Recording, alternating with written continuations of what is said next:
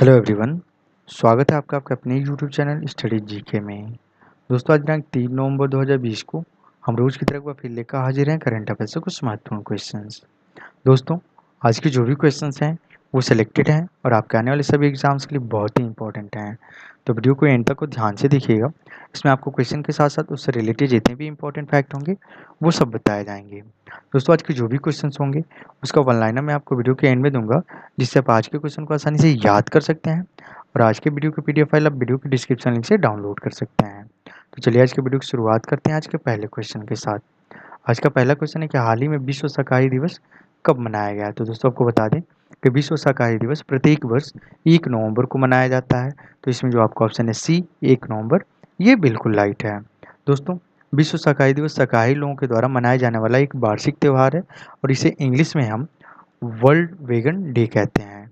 दोस्तों इसको मनाने की जो शुरुआत है यानी विश्व शाकाहारी दिवस वर्ल्ड वेगन डे को मनाने की जो शुरुआत है 1979 यानी कि 1979 में की गई थी। दोस्तों जैसा कि आप सभी जानते हैं कि किसी दिवस को मनाने के लिए हम किसी थीम या विषय का यूज करते हैं, लेकिन विश्व शाकाहारी दिवस को मनाने के लिए किसी भी थीम या विषय का यूज नहीं किया जा सकता। तो दोस्तों नोट कर लीजिएगा, आपके एग्जाम के लिए ये इंपॉर्टेंट क्वेश्चन है, आपको एग्जाम में 1 मार्क दिला सकता है। तो चलिए बढ़ते हैं अपने अगले क्वेश्चन की तरफ। अगला क्वेश्चन है कि हाल ही में ललित कला प्रदर्शनी का आयोजन कहाँ किया गया है। तो दोस्तों आपको बता दें कि ललित कला प्रदर्शनी को हम इंग्लिश में बोलते हैं फाइन आर्ट एग्जीबिशन, और जो इसकी शुरुआत है, इसका आयोजन है, वो हमारे देश की राजधानी नई दिल्ली में 2 नवंबर 2020 से किया जा रहा है। तो इसमें जो आपका ऑप्शन है डी नई दिल्ली, ये बिल्कुल राइट है। दोस्तों जिस ललित कला प्रदर्शनी का आयोजन नई दिल्ली में किया जा रहा है उसका नाम है the world will go on. नाम एक बार फिर सुन लीजिएगा, the world will go on. दोस्तों ये प्रदर्शनी जो है 11 दिन तक चलेगी। इस प्रदर्शनी में सैयद हैदर रजा की द बिंदु, कृष्णा खन्ना की बैंडवालाज और रामायण पर एम.एफ. हुसैन द्वारा बनाई गई कलाकृतियों का जो है प्रदर्शन किया जाएगा। दोस्तों बात आई है यहाँ नई दिल्ली की, तो नई दिल्ली के बारे में हम आपको कुछ इंपॉर्टेंट फैक्ट बता दें। दोस्तों नई दिल्ली में हाल ही में नई इलेक्ट्रिक वाहन नीति 2020 लागू की गई है, जिसके अनुसार जो भी इलेक्ट्रिक वाहन है उनका रोड टैक्स माफ़ कर दिया गया है। और दोस्तों इलेक्ट्रिक वाहन की खरीद पर जो है उनकी जो रजिस्ट्रेशन फीस होती है वो पूरी तरह से माफ़ कर दी गई है। दोस्तों नई दिल्ली के जो मुख्यमंत्री हैं उनका नाम है श्री अरविंद केजरीवाल, और जो इसके उपराज्यपाल हैं उनका नाम है श्री अनिल बैजल। तो दोस्तों ये सारे इंपॉर्टेंट फैक्ट जो हमने आपको बताएं ये अपने आप में ये क्वेश्चन है, आप इसे नोट कर लीजिएगा और इसे याद कर लीजिएगा। चलिए बढ़ते हैं अपने अगले क्वेश्चन की तरफ। उससे पहले हम आपसे एक छोटी सी रिक्वेस्ट करना चाहेंगे, अगर आपको हमारी ये वीडियो अच्छी लग रही हो तो प्लीज़ इसे लाइक, सब्सक्राइब और शेयर ज़रूर कीजिएगा अपने दोस्तों के साथ और अपने फ्रेंडों के साथ। इस पर हम आपको करंट अफेयर से जितने भी इंपॉर्टेंट क्वेश्चन होते हैं प्रत्येक मॉर्निंग में अपडेट करते हैं, जो आपके किसी भी एग्जाम के लिए मोस्ट इंपॉर्टेंट होते हैं। तो प्लीज़ इसे लाइक, सब्सक्राइब और शेयर ज़रूर कीजिएगा। चलिए बढ़ते हैं अपने अगले क्वेश्चन की तरफ।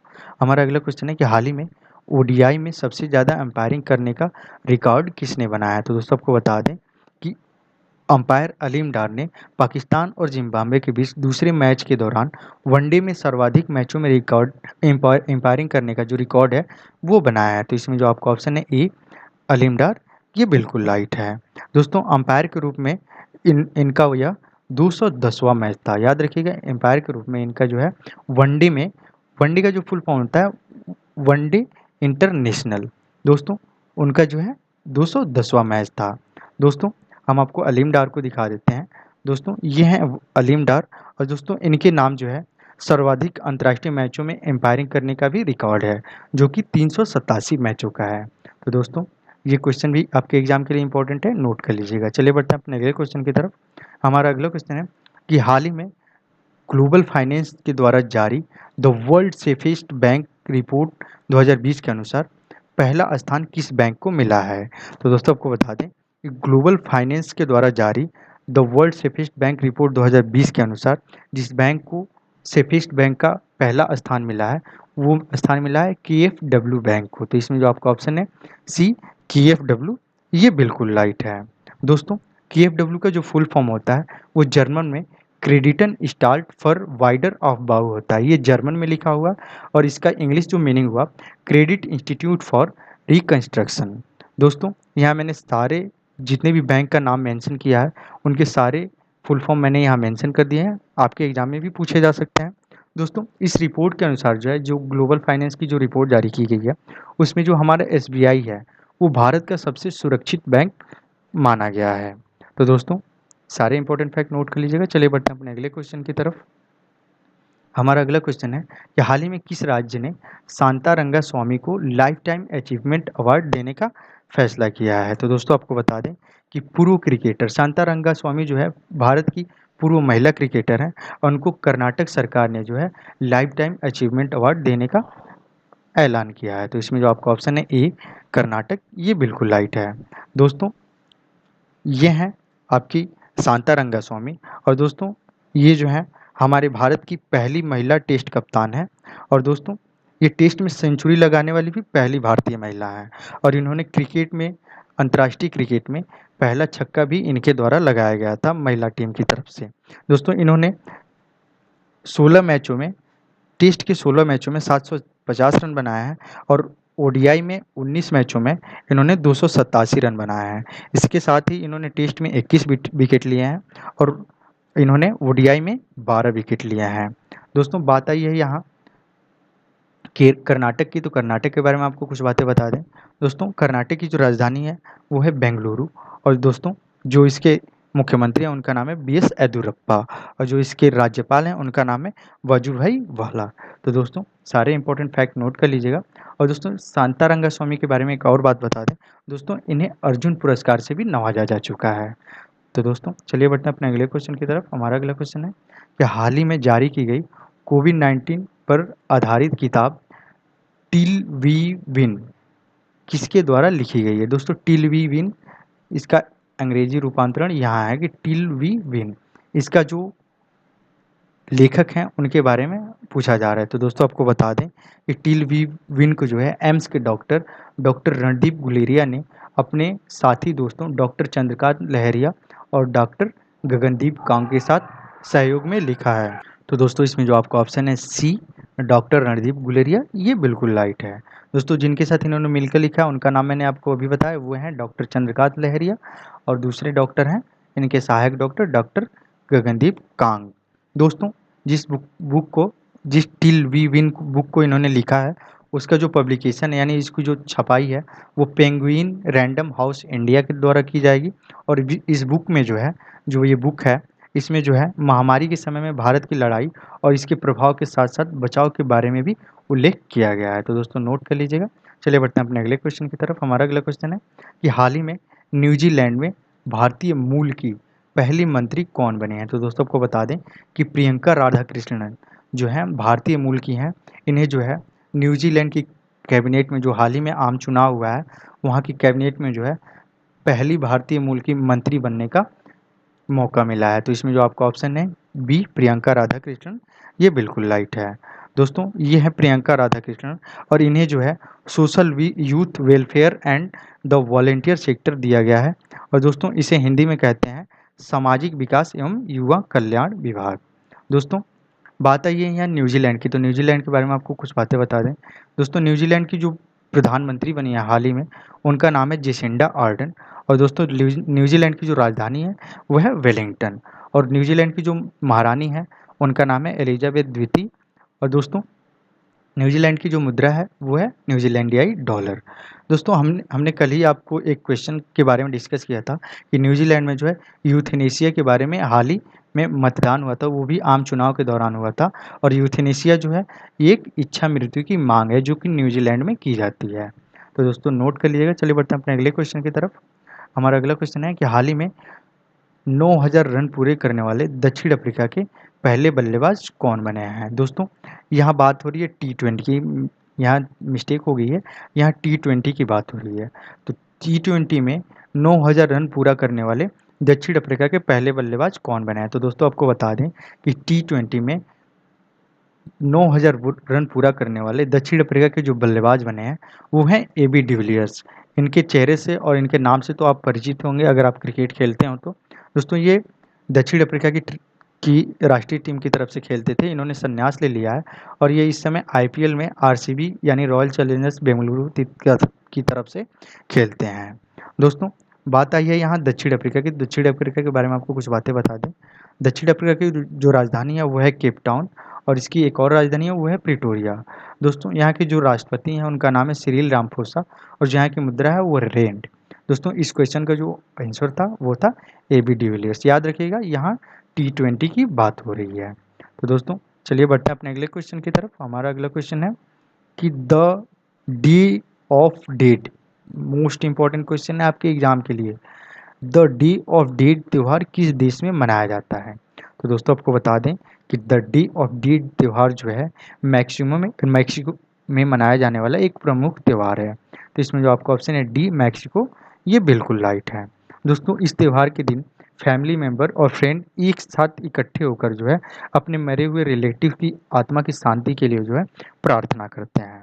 तो दोस्तों छोटा सा क्वेश्चन है लेकिन मोस्ट इंपॉर्टेंट है आपके 2020 के एग्जाम के लिए, क्योंकि हाल ही में 2 नवंबर को मनाया गया है ये, और ये हर साल 2 नवंबर को ही मनाया जाता है। तो याद रखिएगा the day of dead Mexico में मनाया जाने वाला त्यौहार है। बात आई है मैक्सिको की, तो मैक्सिको के बारे में आपको कुछ बातें बता दें। मैक्सिको की जो राजधानी है वो मैक्सिको ही है और जो इसके राष्ट्रपति हैं उनका नाम है एंड्रेस मैनुएल लोपेज अब्रादेर। दोस्तों इसकी जो करेंसी है वो है पेसो। याद रखिएगा PESO, पेसो। तो दोस्तों नोट कर लीजिएगा। चलिए बढ़ते हैं अपने अगले क्वेश्चन की तरफ। हमारा अगला क्वेश्चन है कि हाल ही के दिनों में गोनी बहुत चर्चा का कारण रहा, ये क्या है? तो दोस्तों आपको बता दें कि गोनी जो है ये एक तूफान है और दोस्तों ये फिलीपींस में हाल ही में आया था। तो इसलिए इसका जो आंसर होगा सी, तूफान। गोनी एक तूफान है। दोस्तों ये 5वीं श्रेणी का तूफान है जो कि बहुत ही खतरनाक है और जो इसकी स्पीड थी फिलीपींस में वो 225 से 250 तक थी। याद रखिएगा 225 से 250 तक इसकी स्पीड थी। मैं यहाँ मेंशन कर देता हूँ 225 से इसकी 250 तक स्पीड थी। दोस्तों छोटा सा क्वेश्चन है, नाम याद रखिए गोनी। चलिए बढ़ते हैं अपने अगले क्वेश्चन की तरफ। हमारा अगला क्वेश्चन है कि हाल ही में सीपेक प्रोजेक्ट को कहाँ शुरू करने का ऐलान किया गया है? दोस्तों आपको बता दें कि सीपेक का जो पूरा नाम है चाइना पाकिस्तान इकोनॉमिक कॉरिडोर। दोस्तों ये मोस्ट कन्फ्यूजिंग है क्योंकि यहाँ चाइना और पाकिस्तान दोनों का नाम आया है, तो इसमें आपको कन्फ्यूजन हो सकता है। तो दोस्तों आपको बता दें कि सीपेक का जो प्रोजेक्ट शुरू करने का जो ऐलान किया गया है वो पाकिस्तान के खैबर पख्तूनख्वा में किया गया है। खैबर पख्तूनख्वा में जो है सीपेक का जो है प्रोजेक्ट शुरू किया जाएगा। तो इसमें जो आपका ऑप्शन है ई पाकिस्तान, ये बिल्कुल राइट है। दोस्तों पाकिस्तान के जो राष्ट्रपति हैं उनका नाम है आरिफ अलवी और जो यहाँ के प्रधानमंत्री हैं उनका नाम है इमरान खान।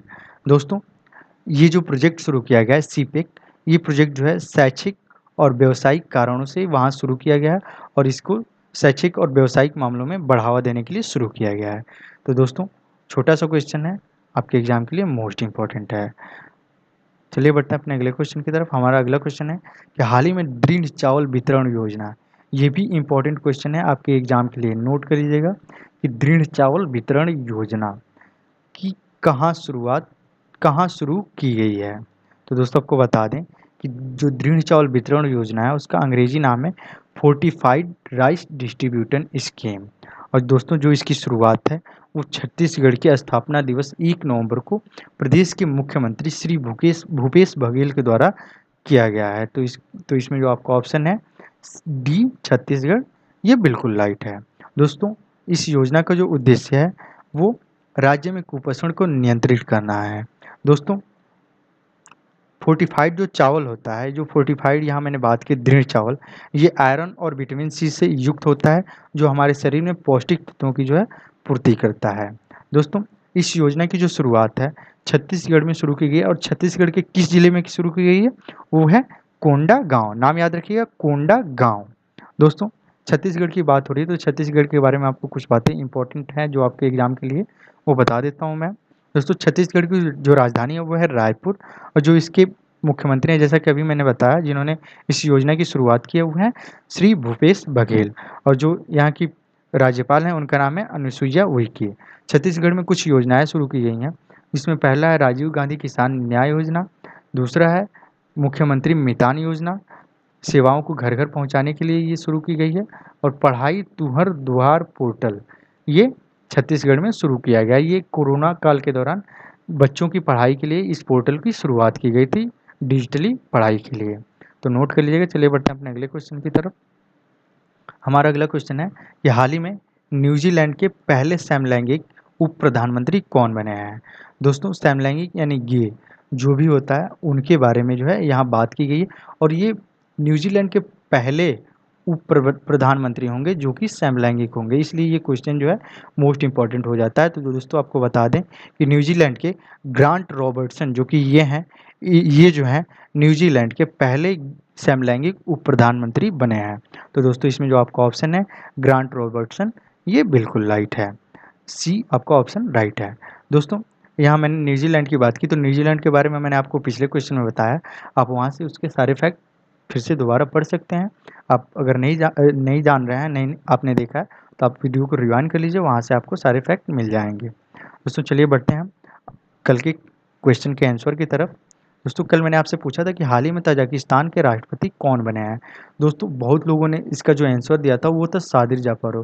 दोस्तों सादिर जाफरोव जो है ये आपका आंसर नहीं होगा, ये आपका जो आंसर होगा वो होगा इमाम अली रहमान। तो दोस्तों क्वेश्चन को ध्यान से पढ़ा कीजिए, आप उसका आंसर बढ़िया से दिया कीजिए। आप क्वेश्चन को अगर बढ़िया से नहीं पढ़ेंगे, ऑप्शन ध्यान से नहीं देंगे, तो आपकी ये छोटी सी मिस्टेक आपको कहीं बहुत दूर ले जा सकती है। तो आप क्वेश्चन को ध्यान से पढ़ा कीजिए। और दोस्तों ये हैं सादिर जाफरोव। तो सादिर जाफरोव जो है किर्गिस्तान के राष्ट्रपति और प्रधानमंत्री दोनों हैं। मोस्ट इंपॉर्टेंट ये भी है, सादिर जाफरोव किर्गिस्तान के प्रधानमंत्री और राष्ट्रपति दोनों हैं। दोस्तों बैवेल रामकलावन जो है हाल ही में सेशेल्स के राष्ट्रपति चुने गए हैं, तो ये भी इम्पोर्टेंट है। चलिए बढ़ते हैं आप आज के क्वेश्चन की तरफ जो आपके लिए है कि हाल ही में जिष्णु बरुआ किस राज्य के मुख्य सचिव बनाए गए हैं। तो दोस्तों आपका ऑप्शन जो है इसी में से है, मैंने आपका ऑप्शन कल से जो चेंज कर दिया है, आप उसमें अगर आपने पढ़ा होगा तो आप ज़रूर आंसर दीजिएगा, आप कमेंट बॉक्स में कमेंट करके ज़रूर बताइएगा। दोस्तों यहाँ मैंने वन लाइनर मेंशन किया हुआ है, इसके बारे में मैंने आपको पहले ही डिस्कस कर दिया है क्वेश्चन के बारे में बहुत सारा, आप उसको वहाँ से पढ़ सकते हैं। और इस वन लाइनर को आप पीडीएफ से भी पढ़ सकते हैं, मैंने इसकी पीडीएफ की जो लिंक है वो डिस्क्रिप्शन में दी हुई है, और ये सारे वन लाइनर जो हैं आपके पीडीएफ में मिल जाएंगे। तो दोस्तों यहाँ पढ़ना आपके टाइम की बर्बादी होगी, इसलिए मैं यहाँ नहीं पढ़ रहा हूँ, इसको नहीं बताऊँगा, आप यहाँ से आप खुद पढ़ लीजिएगा, ये आपके लिए इम्पोर्टेंट है।